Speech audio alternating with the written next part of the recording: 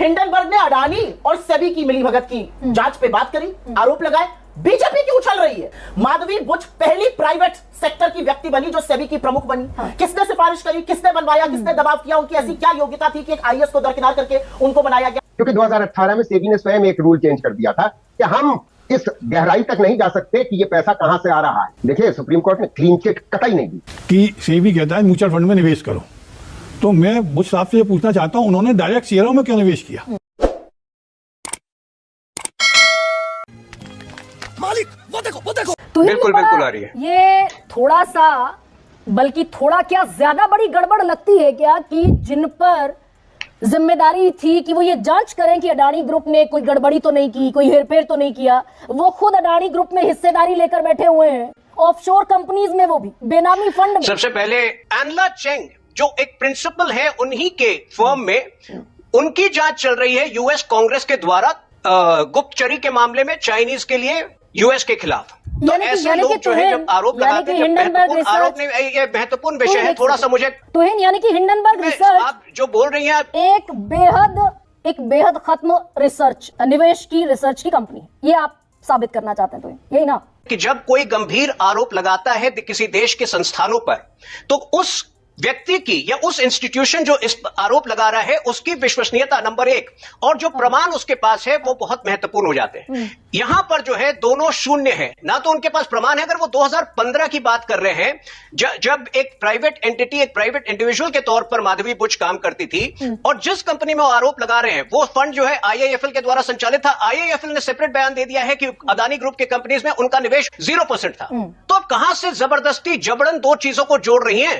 तो मैंने मान लिया हिंडनबर्ग रिसर्च की जो आपने हिस्ट्री बताई, जो बैकग्राउंड बताया, लेकिन तोहिन सिन्हा, इसी हिंडनबर्ग रिसर्च के आरोप पर देश की सुप्रीम कोर्ट ने 4 पीआईएल एक्सेप्ट की, और देश की सुप्रीम कोर्ट ने इसी हिंडनबर्ग रिसर्च के आरोप पर तकरीबन 6 महीने तक सुनवाई की। नवंबर में फैसला सुरक्षित रखा, जनवरी में फैसला आया। अगर हिंडनबर्ग रिसर्च ये इतनी बोगस कंपनी होती तो देश का सुप्रीम कोर्ट पीआईएल याचिकाओं को स्वीकार करता? नहीं, तो सुप्रीम कोर्ट का बड़प्पन है, सबको उचित फेयरनेस के साथ उचित समय मिलता है, लेकिन जजमेंट क्या था? इन सारे जो है आरोपों को निराधार पाया गया। चल झूठा। और इसी में जो है जब ये जजमेंट आया तो 24 में से 22 केसेस जो है पूरी तरह से इन्वेस्टिगेट हो चुके थे। तो ये इवन जो पीआईएल का जो एक प्ली था, इवन जो सीबीआई का प्ली था, उसको रिजेक्ट किया था सुप्रीम कोर्ट ने कि इसकी कोई आवश्यकता नहीं है, जो कि सारे आरोप बेबुनियाद है। अच्छा, अब मैं खुद एक और उदाहरण देता हूं कि राहुल गांधी, माधवी बुच ने ये तो खुद माना कि 2015 में वो सिंगापुर में जब प्राइवेट मेंबर के तौर पर रह रही थी तब उन्होंने इस विदेशी फंड में निवेश किया। ये तो खुद माना माधवी बुच ने। जो ऑफशोर कंपनी है, बेनामी कंपनी का फंड है। अगर आप इस तरह से, ठीक है, मैं आपसे पूछ रहा हूं कि अगर आप इस तरह से प्राइवेट इंडिविजुअल्स पर, उस वक्त वो प्राइवेट इंडिविजुअल्स हैं, उनकी क्रेडिबिलिटी, आप उनका क्वालिफिकेशंस, आप इतनी रिसर्च करते हैं, उनकी क्वालिफिकेशंस कहां से, उन्होंने क्या किया है, उनके कॉर्पोरेट करियर को भी जानती होंगी। अगर कोई प्राइवेट इंडिविजुअल निवेश करता है और वो रूल्स के तहत होता है तो क्या वो बाध्य है? अगर इस प्रकार से आप भी संशय पैदा करेंगे तो कोई प्राइवेट इंडिविजुअल सरकार से जुड़ना नहीं चाहेगा।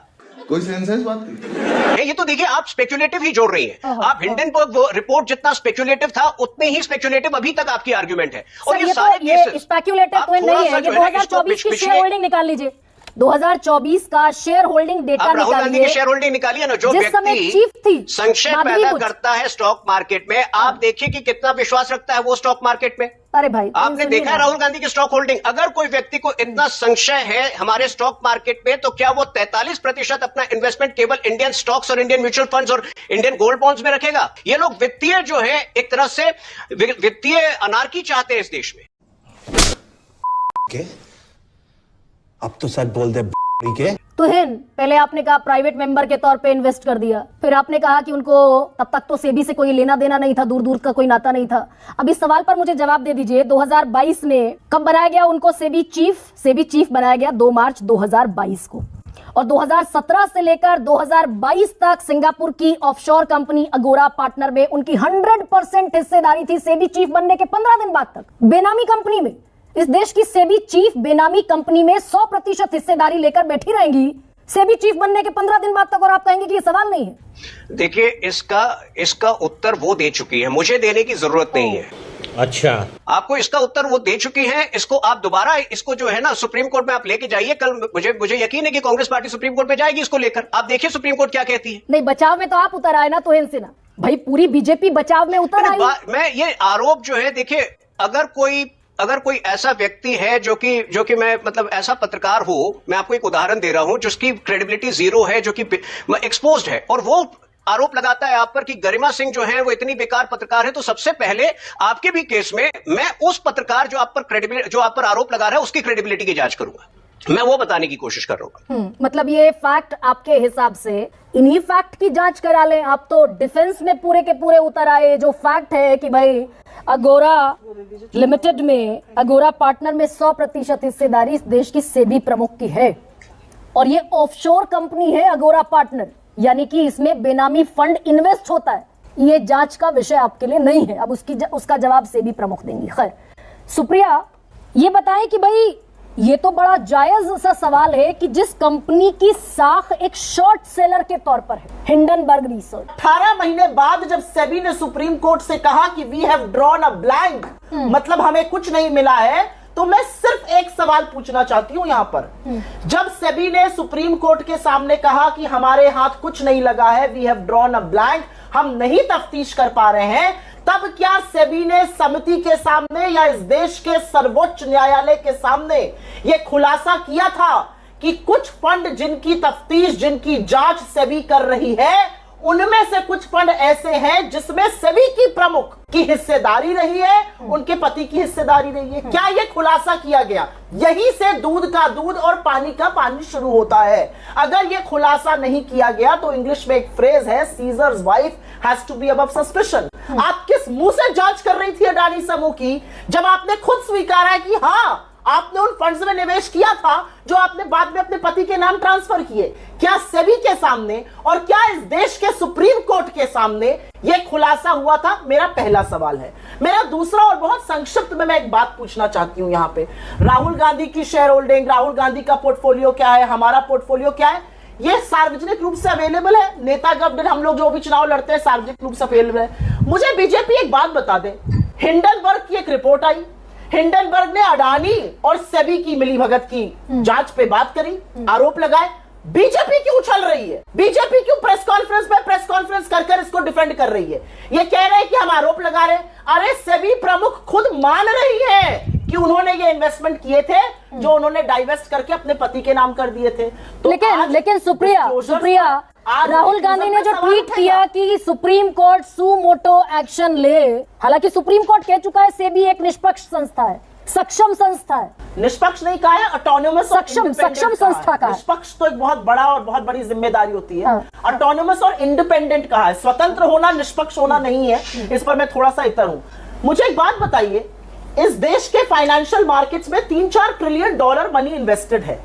एक बहुत बड़ा सवाल सेबी प्रमुख की विश्वसनीयता पे खड़ा हो गया है। सरकार की विश्वसनीयता और साख पे सवाल है। नरेंद्र मोदी जिन्होंने उनको अपॉइंट किया उन पर सवाल है। हमने सुप्रीम कोर्ट से कल प्रेस कॉन्फ्रेंस के माध्यम से, कल राहुल जी ने ट्वीट के माध्यम से, आज भी हमने अपील की है कि आप सुओ मोटो कॉग्निसेंस इसलिए लीजिए क्योंकि सुप्रीम कोर्ट को भी अंधेरे में रखा गया, ये डिस्क्लोजर्स नहीं हुए। और मैं एक चीज और यहां पे बताना चाहती हूं जो एक नया तथ्य सामने आ रहा है। ब्लैकस्टोन में उनके पति एडवाइजर बने, ये अलग बात है। उनके पति इंजीनियर थे और HUL में चीफ प्रोक्योरमेंट ऑफिसर थे। उनका ना कैपिटल मार्केट में ना रियल एस्टेट में कुछ लेना देना था। सेबी चीफ बनने के बाद वो ब्लैकस्टोन में सीनियर एडवाइजर बन गए। ब्लैकस्टोन सबसे बड़ा प्लेयर है रीट मार्केट का, रियल एस्टेट इन्वेस्टमेंट जो होता है उसमें सबसे बड़ा प्लेयर है। इस बार बजट में जो LTCG लगता है रीट पर, वो 36 महीने की होल्डिंग पर लगता है। आपको करीब 3 साल तक होल्ड करना पड़ता है अपना रीट का इन्वेस्टमेंट, उसको घटा के 12 महीने कर दिया गया। ब्लैकस्टोन सबसे बड़ा उसका हितकारी बना, तो क्यों नहीं सवाल उठेंगे कॉन्फ्लिक्ट ऑफ इंटरेस्ट पर? माधवी बुच पहली प्राइवेट सेक्टर की व्यक्ति बनी जो सेबी की प्रमुख बनी। किसने सिफारिश करी, किसने बनवाया, किसने दबाव किया, उनकी ऐसी क्या योग्यता थी कि एक IAS को दरकिनार करके उनको बनाया गया? और अब ये जो तमाम कॉन्फ्लिक्ट ऑफ इंटरेस्ट सामने आ रहे हैं, निर्मला सीतारमण जी से लेकर प्रधानमंत्री क्यों चुप रहेंगे? तो प्रोफेसर संतोष, हिंडनबर्ग रिसर्च ने तुहिन सिन्हा भले ही कह रहे हैं कि भाई ठीक है मैम मैं लौटूंगी। हिंडनबर्ग रिसर्च ने बाकायदा मेल्स की कॉपी दी है अपनी 106 पन्नों की रिपोर्ट में। वो चाहे इसमें अघोरा पार्टनर में 100% हिस्सेदारी का मसला हो, उसमें रेवेन्यू जनरेट जो हुआ 100% हिस्सेदारी से उसका मसला हो, ये 2 हफ्ते बाद सेबी चीफ बनने के सारे शेयर अपने हस्बैंड के नाम ट्रांसफर करने का ईमेल हो, या फिर ट्राइडेंट ट्रस्ट को, जो मॉरिशस के फंड प्रशासक को मेल लिखा था कि भाई सिर्फ उन्हें ऑथराइज कर दिया जाए, ये सारी मेल की कॉपी अटैच की है हिंडनबर्ग रिसर्च ने। तो क्या इस पर एक इन्वेस्टिगेशन होनी चाहिए, या फिर ये कहकर कि भाई हिंडनबर्ग तो शॉर्ट सेलर है, वो खुद मुनाफा कमाता है ऐसे काम करके, ये इसको रद्दी की टोकरी में, डस्टबिन में डाल दिया जाना चाहिए? नहीं, कतई नहीं, जाहिर है रद्दी की टोकरी में नहीं डाला जा सकता। और हमें उम्मीद जरूर है, सुप्रीम कोर्ट से उम्मीद थी, अब है कि नहीं ये बड़ा मुश्किल है अब कहना, क्योंकि अंग्रेजी में सीधे ढंग से ये कहा जा सकता है कि the supreme court has appointed the SEBI to investigate, and the Supreme Court has come up with a blank, has come up against a stone wall, because SEBI says they've come up against a stone wall. Stone wall क्यों? क्योंकि 2018 में SEBI ने स्वयं एक rule change कर दिया था कि हम इस गहराई तक नहीं जा सकते कि ये पैसा कहां से आ रहा है। 2018 में SEBI ने स्वयं अपने रूल्स चेंज करके ये अपने लिए एक जरिया तैयार कर लिया था कि आगे चलते हुए इस तरीके का घोटाला हो। आप रियल एस्टेट इन्वेस्टमेंट फंड की बात कर रहे हैं, रियल एस्टेट इन्वेस्टमेंट ट्रस्ट की बात कर रहे हैं? नहीं, रीट की बात नहीं कर रहा मैं, रीट की बात नहीं कर रहा मैं। सुप्रीम कोर्ट की जो अपनी रिपोर्ट है, जो सेबी 6 मेंबर की कमेटी बनी थी, 2023 में उसकी रिपोर्ट आई, क्योंकि जब हिंडनबर्ग की रिपोर्ट जनवरी में आई, उसके बाद 6-7 महीने 8 महीने बाद सेबी की पर सुप्रीम कोर्ट की ने जो कमेटी बनाई थी 2-3 महीने के अंदर, उस कमेटी की रिपोर्ट की बात कर रहा हूँ। Supreme court appointed 6 member committee, जिसमें नंदन नीलेकानी भी मेंबर थे, मैं उसकी बात कर रहा हूँ। उसमें वो कमेटी की रिपोर्ट फाइनल सुप्रीम कोर्ट में सबमिट कर दी गई, तो वो ये कहती है कि 2000 सेबी ने हमको ये बताया कि 2018 में तो ये रूल उन्होंने चेंज कर दिया था। 2018 में सेबी ने अपना ही रूल बदल दिया था कि भाई हम तय पर तय, नीचे और अंदर नहीं जा सकते और पता चला ही नहीं सकते। देखिए, सुप्रीम कोर्ट ने क्लीन चिट कतई नहीं दी। जिस रिपोर्ट की मैं बात कर रहा हूं, मैं तुहिन उसी की रिपोर्ट, उस रिपोर्ट की बात कर रहे थे, सुप्रीम कोर्ट वाली रिपोर्ट, जिसमें सेबी ने क्लीन चिट दे दी। सुप्रीम कोर्ट कोई क्लीन चिट नहीं दी है। कोई कह रही है we have come up with a blank, we have come up against a stone wall. और स्टोन वॉल क्यों है ये मैं आपको समझा चुका। 2018 की रूल सेबी ने स्वयं चेंज करी थी। किसका फायदा होने वाला था 2018 की रूल चेंज करने की वजह से? पहली बात। और फिर ये कह करके तुहिन जी जो क्या हमको समझा रहे हैं कि हिंडनबर्ग पे इन्वेस्टिगेट कर रही यूएस सरकार, उससे हमसे क्या लेना देना भाई? जो इन्वेस्टिगेशन यहां होना चाहिए वो तो हुआ नहीं है।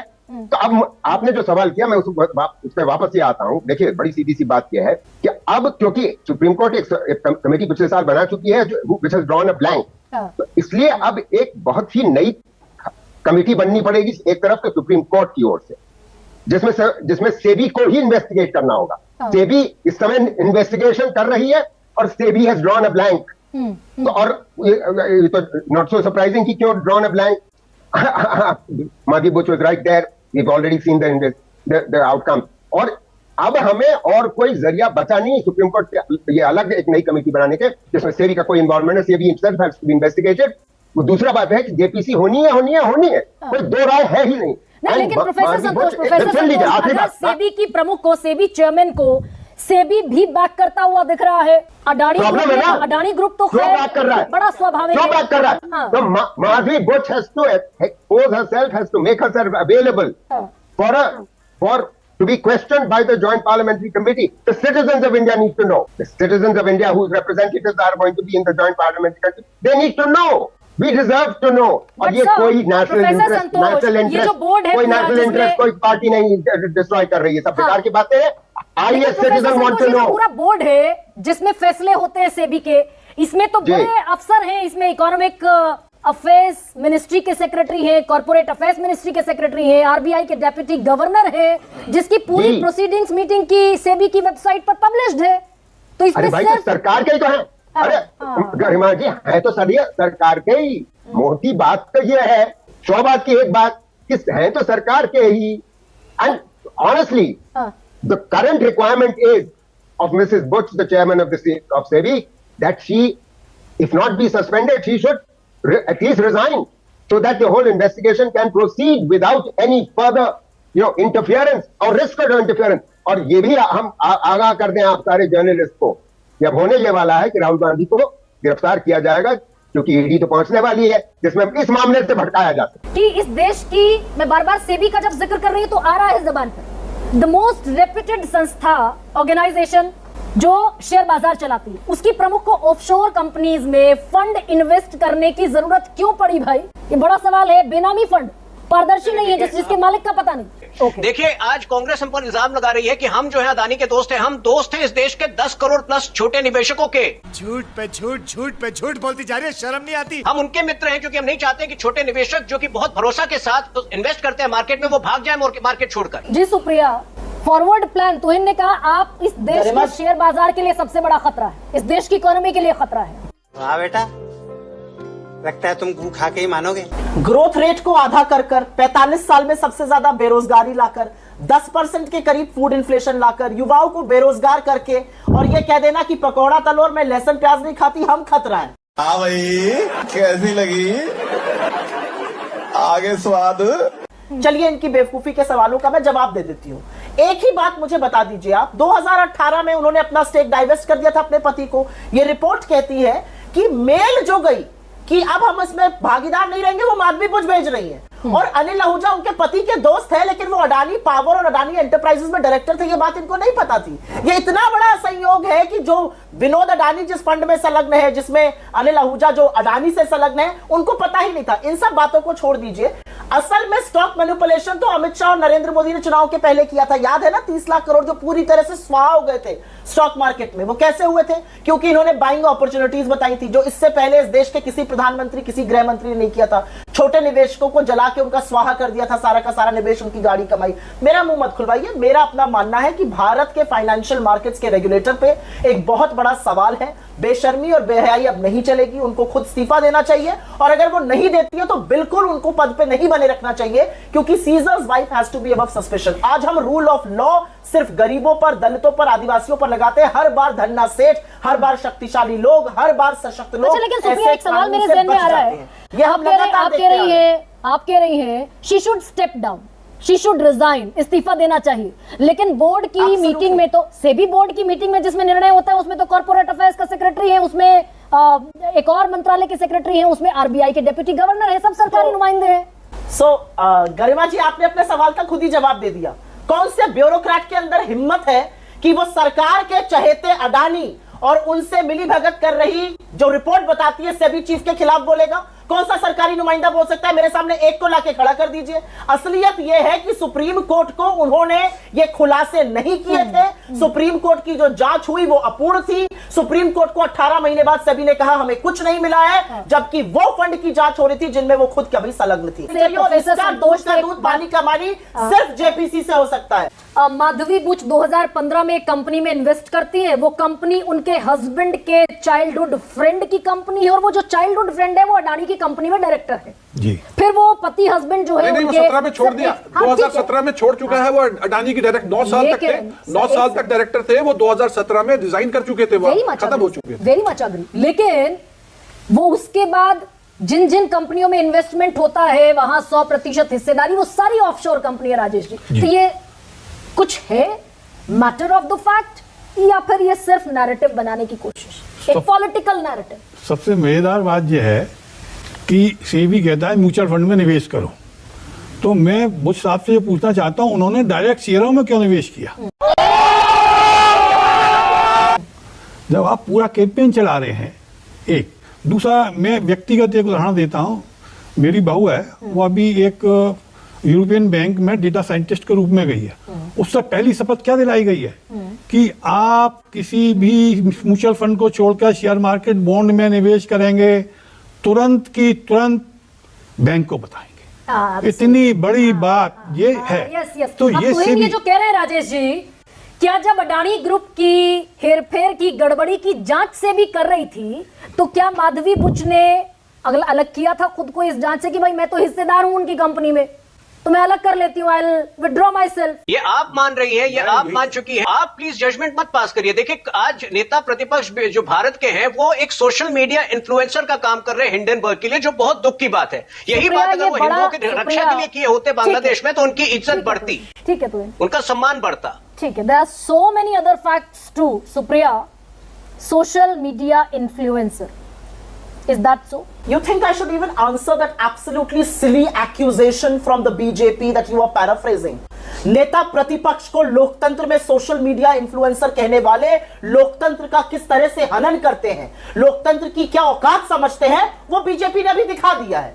बीजेपी कभी भी कभी भी ना छोटे निवेशक के लिए ना गरीब आदमी के लिए कभी नहीं बोलेगी। गरीब आदमी पर टैक्स की मार और बड़े आदमियों के 16 लाख करोड़ माफ। मेरा अपना मानना है इतना बड़ा कांड सामने आया है, एक रेगुलेटर की विश्वसनीयता तार तार होती लग रही है। सरकार को बिल्कुल छानबीन करनी चाहिए और छानबीन ये सरकार सिर्फ जेपीसी के थ्रू कर सकती है, because they are a compromised lot to the core।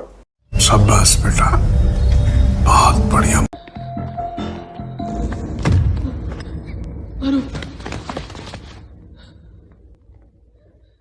क्या हुआ? कुछ मुंह में घुसेड़ा, उसके बाद गले को उधेड़ के नाक से बाहर निकाला, उसके बाद मेरी बत्ती गुल हो गई। अब बताइए मैं क्या करूंगा? एक बहुत सिंपल सी टिप आपके साथ शेयर करती हूँ। अपने हाथ को इस तरीके से रखिए। If you look at this from your side, आपका लेफ्ट हैंड आपको बी के जैसे दिखेगा और राइट हैंड आपको डी के जैसे दिखेगा। B and D. बी को थोड़ी मदद रखिए। वे मैं थो तेरा मन पर